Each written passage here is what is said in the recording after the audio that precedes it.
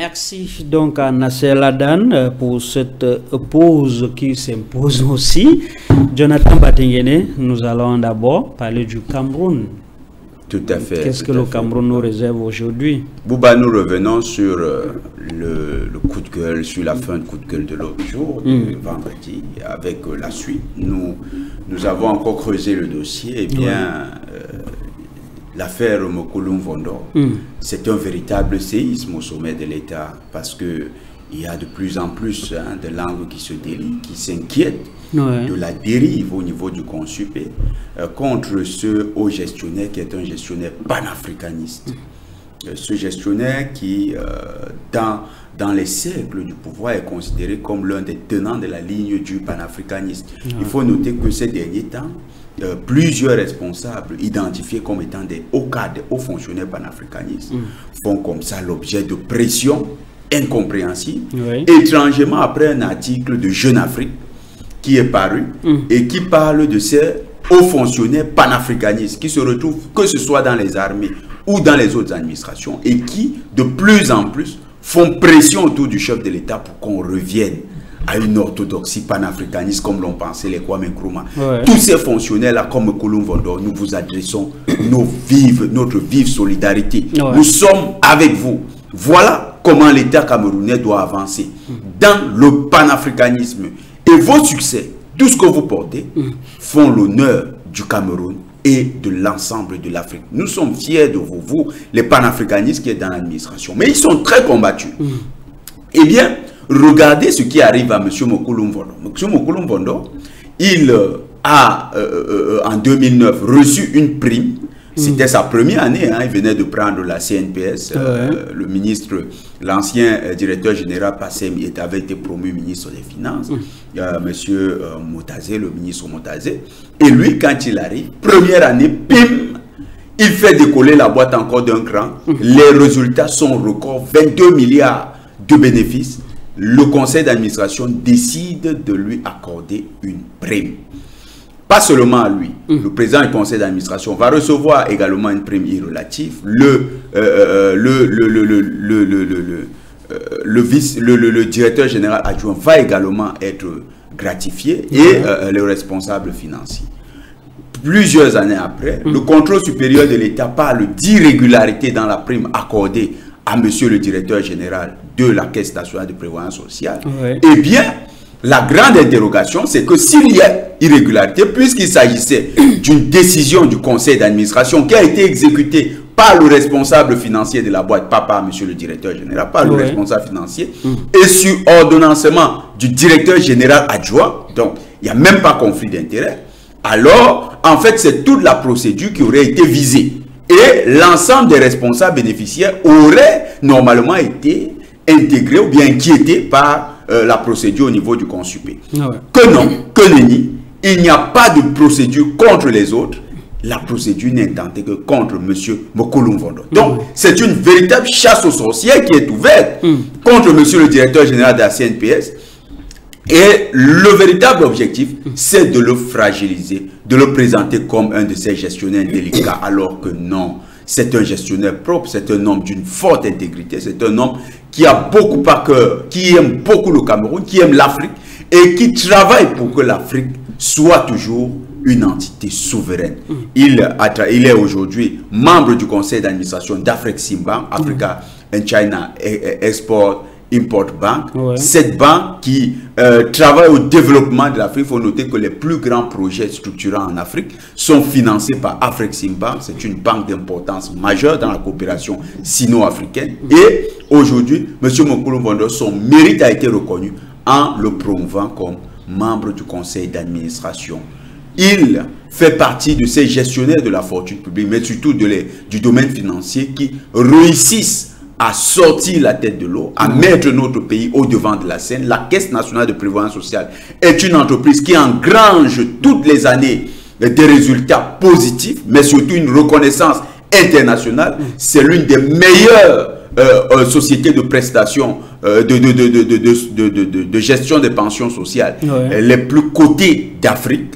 Il est sorti lui-même, M. Mokolo Mvondo, meilleur gestionnaire dans le domaine pour le continent déjà depuis près de 3 ans. Donc c'est l'un des tout meilleurs, de la fine crème que nous avons dans le pays. Et c'est vraiment insensé, si ce n'est incompréhensible de voir cet acharnement contre monsieur le directeur général de la CNPS. Et si on essaie de creuser un peu, pourquoi un tel acharnement? Parce que nous avons cité d'abord son engagement panafricaniste. Ensuite, il y a des journaux et c'est ces détracteurs qui vont payer dans la presse, ces journaux à charge qui écrivent contre lui en disant, en le présentant comme étant un futur dauphin, alors que M. Mokolo Mvondo, vous échangez avec son entourage, vous échangez avec l'homme, il n'est pas dans une lutte à la présidence de la République. C'est simplement un gestionnaire de la fonction publique, de la fortune publique, et c'est un bon gestionnaire de la fortune publique. Ce genre de personnes, c'est comme ça qu'ils ils se sont attaqués à Forgindam. Il y a un ancien directeur de la SCDP qui avait également eu des projets de souveraineté. Ils se sont attaqués à lui. Aujourd'hui, quel est le projet de souveraineté dont est porteur M.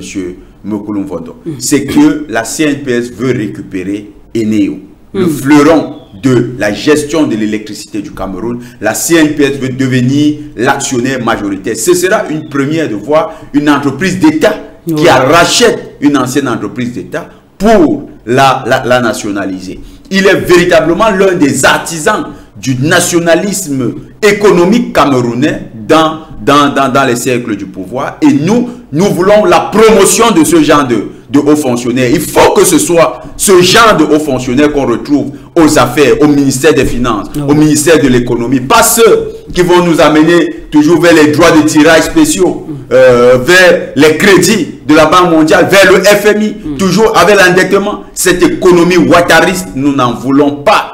Nous préférons, bien sûr, comme le disait Sékou Touré, de la pauvreté avec de l'intégrité, plutôt qu'une apparence de bonheur dans l'esclavage. Nous voulons véritablement continuer de travailler pour que notre pays soit indépendant, qu'il soit davantage souverain et qu'il puisse lui-même assumer son cahier de charges lorsqu'il se fixe des objectifs.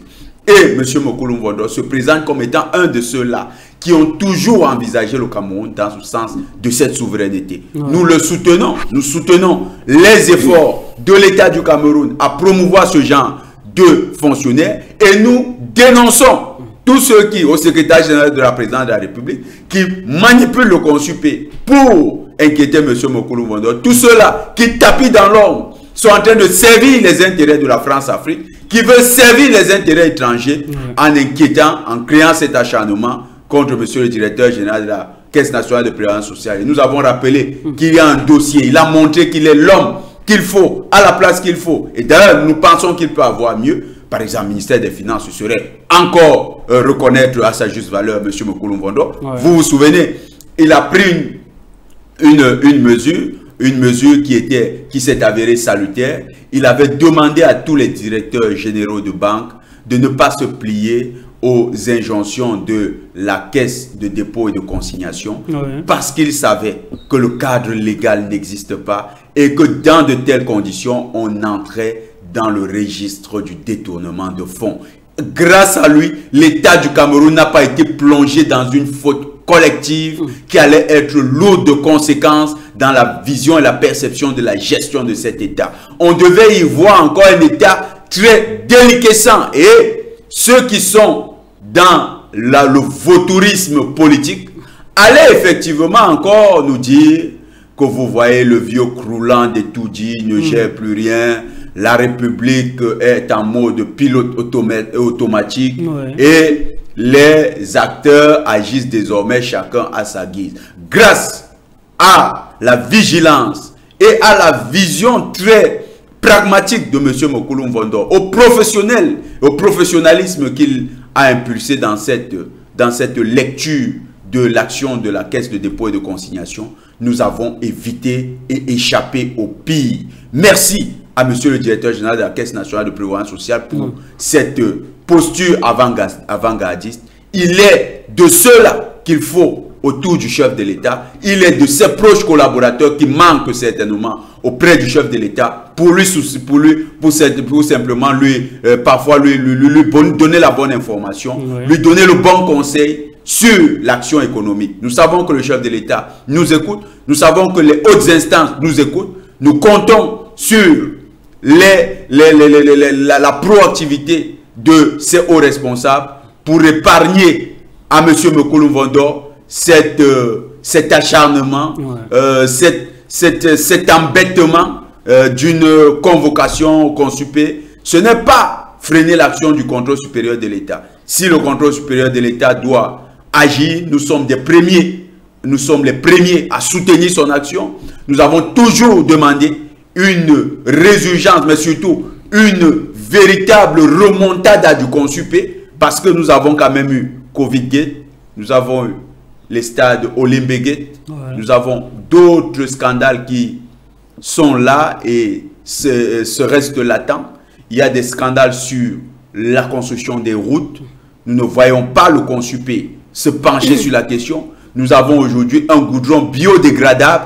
C'est inquiétant de voir ce goudron biodégradable, goudron flambant neuf, livré il y a de cela 2 mois dans la ville de Douala. Mais aujourd'hui, avec les premières pluies, totalement dégradé, partout où vous passez, ça a recommencé les nids de poules. On dirait que les efforts de M. Mbassa-Ndingue sont simplement en train de tomber à l'eau. Eh bien, nous interpellons encore les hautes autorités du Consupé à se pencher sur ce dossier. Mais surtout, nous demandons au service de renseignement de faire son travail véritablement. Parce que nous avons l'impression que le service de renseignement, il se focalise essentiellement sur certaines affaires et ne prend pas à cœur l'intelligence économique. Il faut une enquête sur la qualité du goudron qui est placé sur nos routes. Ce goudron est de mauvaise qualité, c'est visible. On n'a pas besoin d'être un expert pour le constater. Il faut une enquête approfondie et il faut que les responsables de structures privées, responsables de l'amenuisement de la qualité du goudron soient frappés, qu'ils soient inquiétés par la loi parce qu'ils mettent en danger, mais surtout ils mettent en péril tous les efforts qui sont consentis par les pouvoirs publics pour améliorer le vivre ensemble et les conditions de vie des citoyens. Il faut une enquête là-dessus. Que les autorités se penchent sur la question, les autorités sécuritaires.